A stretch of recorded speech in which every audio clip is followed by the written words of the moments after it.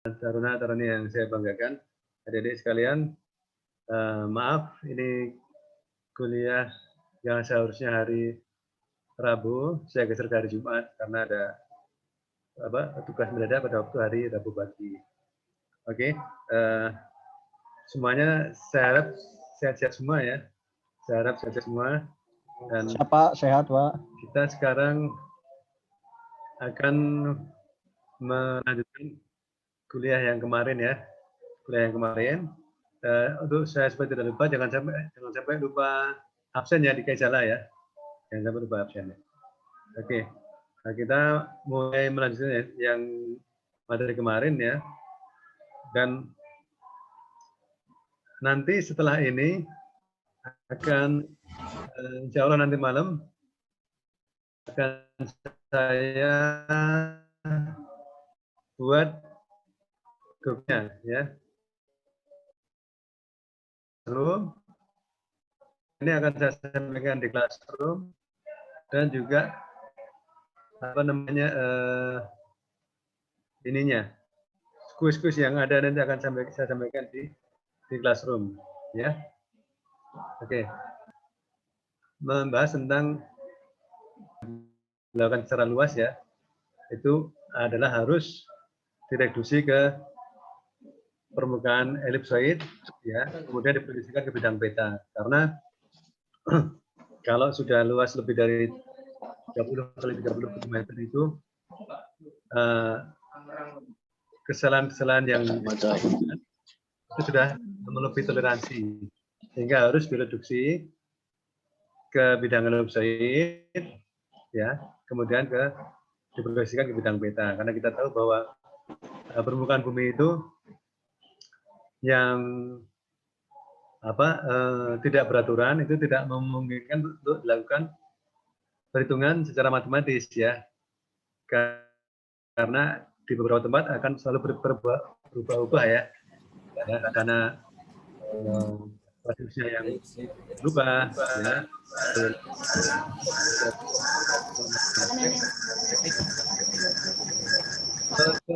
Didengar jelas ya, agak feedback tadi ya. Ya. Nah, karena itu maka dicari satu bidang yang bisa digunakan untuk melakukan penghitungan secara matematis ya, yang dipakai adalah bidang elipsoid. Ya. Nah, sekarang kita akan melanjutkan dengan model matematik bumi ya. Ini kita lanjutkan ya. Tadi sudah sudah saya sampaikan bahwa bidang yang dipilih untuk sebagai merepresentasikan bentuk bumi adalah elipsoid. Ya. Nah, di sini kita akan membicarakan tentang elipsoid. Ya. Jadi pada elipsoid itu apabila diketahui sumbu panjangnya ya dan pengembangannya, maka akan bisa diketahui sumbu pendeknya ya, karena digunakan rumus ini ya, rumus yang pengembangan ini ya, F sama dengan sumbu panjang pendek dibagi sumbu panjangnya ya. Jadi dengan menggunakan rumus ini akhirnya baik sumbu panjang pengembangan maupun sumbu pendek itu bisa diketahui, dan akhirnya nanti bisa diketahui besaran-besaran dari elipsoid itu yang digunakan untuk penghitungan dalam proyeksinya ya. Kita lihat slide selanjutnya. Nah, inilah dimensi elipsoid ya. Jadi di situ ada sumbu panjang, ya ini sumbu panjang. Kemudian ada sumbu pendek ya. Ya, jadi elipsoid ini dipakai untuk menggambarkan sebagai model dari bumi ya, karena bumi yang tidak datar ya permukaannya ya, supaya hasil pengukuran di permukaan bumi bisa dihitung secara matematis ya dalam bidang elipsoid ini ya. Nah, bagaimana elipsoid ini didapatkan? Nah, ini coba nanti kita lihat di slide selanjutnya ya. Nah, ini besaran-besaran yang bisa diketahui ya setelah sumbu panjang dan penggebengan dan sumbu pendek diketahui, makanya bisa setelah itu bisa dicari eksentrisitas pertama ya. Kita menggunakan rumus ini, kemudian eksentrisitas kedua ya, kita gunakan rumusnya ini, kemudian radius kelengkungan arah vertikal utama atau prime vertikal itu juga bisa kita ketahui. Oke. Ya. Kemudian radius kelengkungan meridian dan radius rata-rata. Ya. Ini bisa diketahui semua ya setelah kita mengetahui sumbu panjang, sumbu pendek dan pengembangannya. Oke.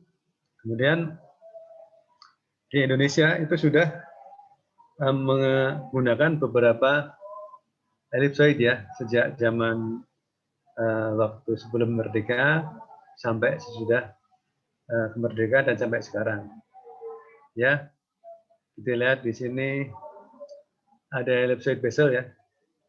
Ya, itu sumbu panjangnya ya kita lihat ini ya. Ini sumbu panjangnya, kemudian sumbu pendeknya, penggebengannya, ya ini masa pemakaiannya. Ya, kemudian elipsoid GRS 67, ya ini sumbu panjangnya, tidak berbeda jauh ya. Dan ini penggebengannya, kemudian masa pemakaiannya. Kemudian yang terakhir adalah World Geodetic System 1984, ya ini yang dipakai sampai sekarang. Ya ini sumbu panjang dan ini penggebengan dan ini dari tahun 96 sampai sekarang. Jadi World Geodetic System 1984 ini itu di waktu itu memang memang sudah direncanakan karena supaya ada referensi yang sama untuk dipakai di seluruh dunia. Makanya terus dilakukan beberapa observasi ya untuk mewujudkan hal itu. Akhirnya terwujudlah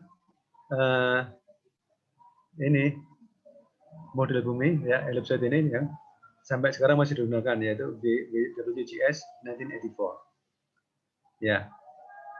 Kemudian bagaimana dengan sistem koordinat dalam elipsoid itu? Ya, setelah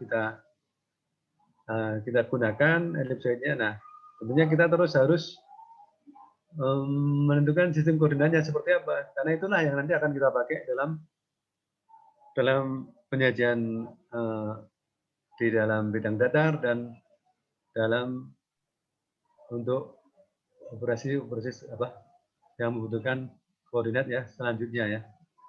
Nah itu ini kita sebutkan dengan koordinat elipsoid ya. Koordinat elipsoid itu adalah ya meridian ya dan paralel. Ya, meridian itu adalah yang secara vertikal ya dari lingkaran yang di kutub utara sampai di jumlah ke kutub selatan ya. Jadi meridian itu tidak berhingga ya, nanti akan kita lihat ada contohnya. Dan paralelnya itu garis lingkaran yang pada model bumi yang sejajar dengan ekuator. Ya. Nah, di manakah paralel terbesar? Yaitu adalah di ekuator. Karena ekuator adalah merupakan yang di mana? Di mana sumbu panjangnya ada di situ di ekuator. Pada elipsoid itu. Kita lihat dalam gambarnya ini ya. Nah, ini kita lihat meridian ya dari vertikal dari utara ke selatan. Ya, ini dari kutub utara ke kutub selatan. Dan ini paralel ya. Ini sebetulnya kan sudah sering yang di apa namanya ketahui adik-adik namanya dengan lintang dan bujur ya, yang istilah yang lebih familiar ya. Nah ini bujur satu titik yaitu ya dimulai dari meridian acuan ya, meridian 0 yaitu di ya meridian 0 derajat hingga meridian titik yang bersangkutan ya. Meridiannya di mana? Itu di Greenwich ya meridiannya ya. Dan apabila berada di sebelah barat, ya, itu positif, ya, maka harga, bentar, suatu titik berada di sebelah timur meridian acuan, maka harga bujurnya diberi tanda positif. Ya, sebaliknya apabila di sebelah barat, maka harga bujurnya diberi tanda negatif, ya. Jadi harga bujur antara minus 180 dengan sampai plus 180. Ini yang sebenarnya sudah sangat familiar ya, mungkin sejak adik-adik di SMP sudah belajar tentang ini, ya, tentang lintang dan bujur, ya. Ya. Nah, ini lintang, ya, ini aja definisinya, ya. Tapi intinya harganya antara minus 90, ya, kalau di bawah, ya, di kutub selatan, ya, ke arah selatan, kemudian plus 90 kalau di atas ekuator. Ya, kita lanjutkan. Nah, sekarang sistem koordinat apa yang dipakai untuk menentukan posisi sebuah titik pada elipsoid? Ya. Tadi yang sudah saya sebutkan tadi, yaitu koordinat geodetik dan koordinat kartesian. Nah, seperti apakah koordinat geodetik itu dan seperti apakah koordinat kartesian itu? Nah, kita lihat sekarang, ya. Nah, sistem koordinat geodetik ya, nih, ya, komponen-komponennya adalah bujur geodetik, lintang geodetik, dan tinggi geodetik, ya, atau tinggi di atas elipsoid, ya. Oke, kita lihat, ya, gambarannya, ya, ini, ya. Oke, ini koordinat geodetik, ya. Ini Greenwich, ya, meridian 0. Ini ekuator, ya. Ke sana plus 180, kalau ke sini minus 180. Kalau ke atas, Pak, ini, ya, ini plus, ya, angkanya plus sampai 90, ke bawah minus sampai 90. Suara saya terdengar, ya? Suara saya? Mudah-mudahan suara saya terdengar, ya. Karena di luar ada suara agak bising nih dari ruangan saya. Ya Pak, jelas Pak suaranya Pak. Oke, terima kasih, ya. Ya, jadi ini sangat mudah, ya. Ini, ya, koordinat geodetik, ya, ini, ya, ini tinggi, ya. Ini bujur, lintang, dan ini tingginya, ya. Height, ya, tinggi tapi di atas elipsoid. Oke. Kemudian yang koordinat kartesian, ya, ini, ya, harga bujurnya di sebelah, ya, positif dan negatif juga, ya, tergantung di sebelah mana, ya, titiknya. Kemudian yang di sebelah utara ekuator itu positif juga, yang di sebelah selatan minus negatif. Nah, ini untuk tingginya itu juga begitu, tingginya sama di atas elipsoid. Hanya ini adalah koordinatnya adalah koordinat, ya, koordinat apa? Geodetik, ya. Ini koordinat geodetik. Ya. Bukan, ini koordinat kartesian. Yang ini, ya. Koordinat kartesian, ya. Kalau dari koordinat geodetik, ya, yang lintang bujur tinggi, nah ini kalau ini koordinat kartesian, ya. Koordinat kartesian. Oke. Nah, ini contohnya ini sama, ini Greenwich juga, ini, ya, ini X, ya, ini Y, dan ini adalah Z, ya, tinggian, ya. Jadi dalam elipsoid, ya, ada koordinat geodetik dan juga ada koordinat kartesian, ya. Itu yang apa, dengan elipsoid tadi, ya. Yang sekarang kita pakai adalah elipsoid World Geodetic System 1984, ya. Kemudian bagaimana hubungannya antara keduanya? Nah, ini bisa ada rumus untuk transformasinya, ya, antara koordinat kartesian, X, Y, Z, dan koordinat geodetik. Ya, ini rumusnya, ya, X, ya, N plus H cos L cos B, ya, I-nya ini cos lintang sinus bujur, dan ini Z-nya untuk ketinggiannya dalam kartesian. Jadi bisa saling ditransformasikan, ya. Ini dari transformasi, ini lintang bujur tinggi, koordinat geodetik, ya, ke dari sistem kartesian ke geodetik ya, kartesian ke geodetik ya. Ini adalah geodetik, yang ini adalah kartesian. Oke. Ya, ini bisa ditransformasikan ya. Oke. Nah, ini kita langsung aja ke modul selanjutnya ya. Kita bicarakan sekalian ke modul selanjutnya, yaitu tentang World Geodetic System 84 ya.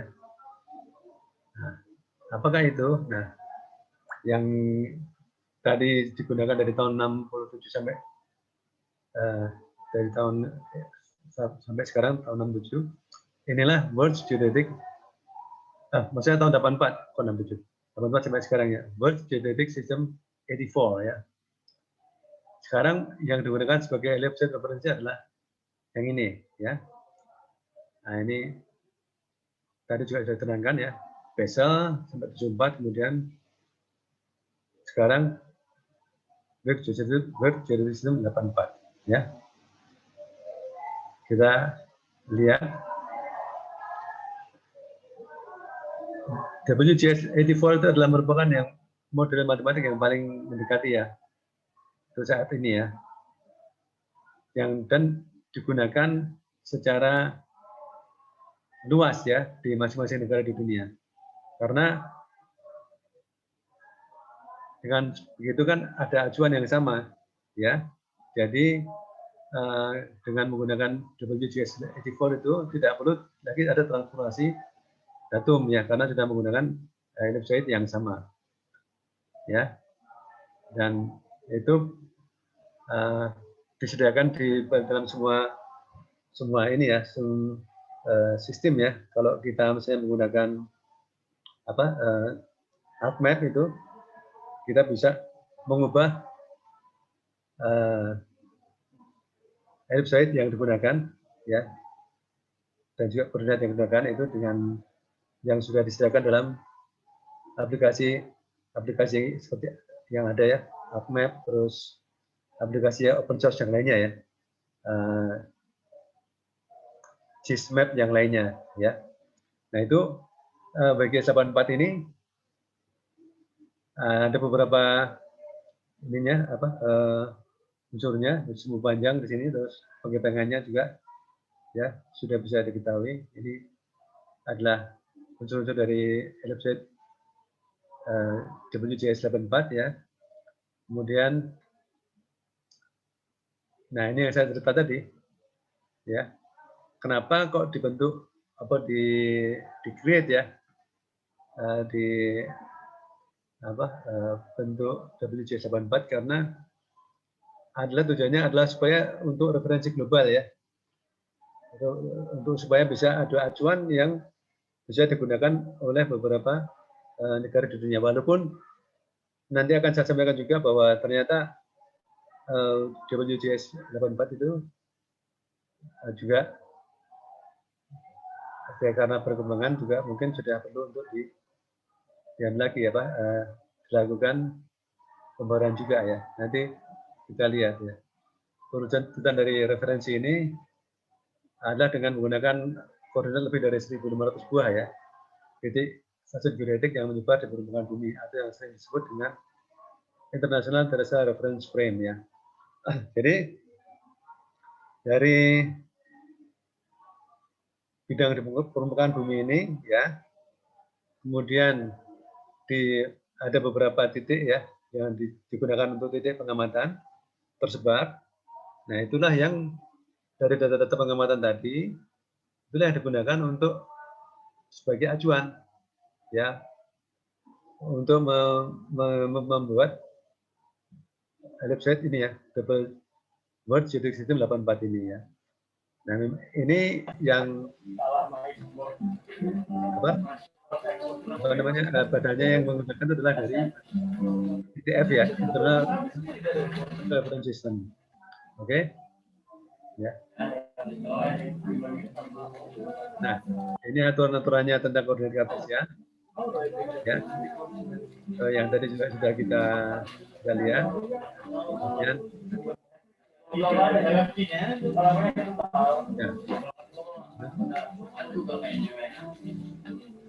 Ini ada apa? Ya, bagaimana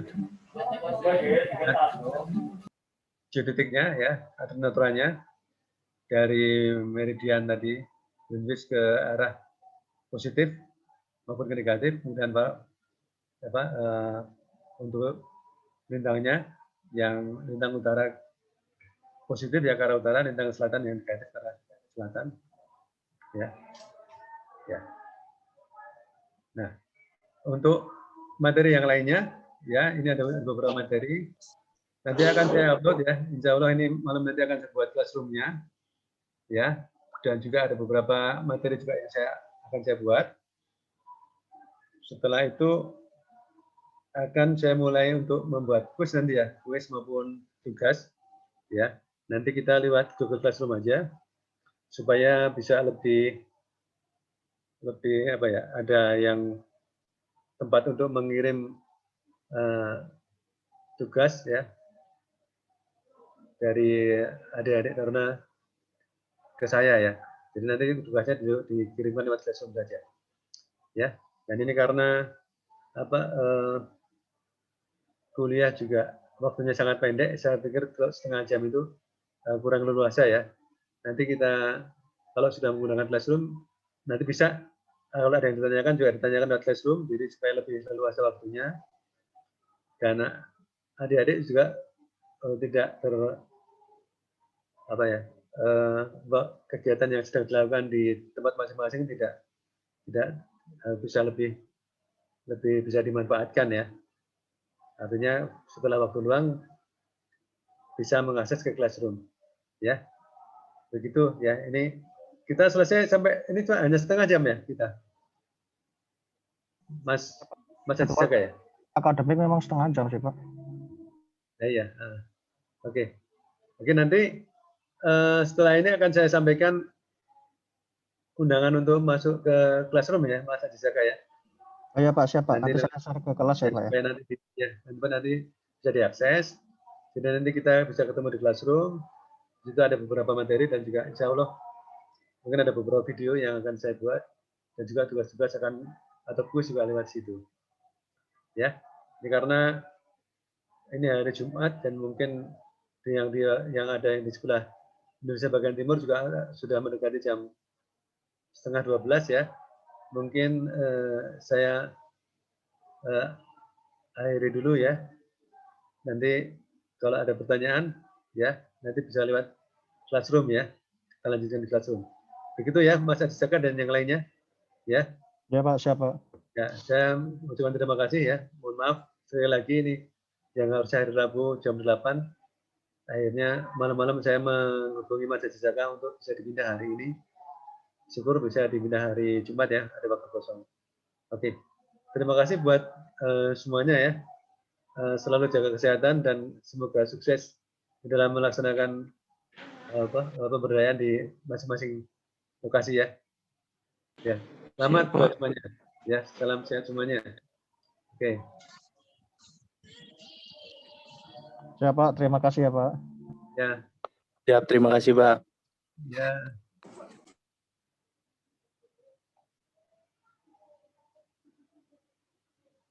Oke.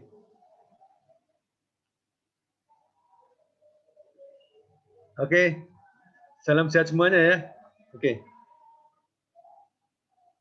Baik Pak, terima kasih Pak. Terima kasih Pak.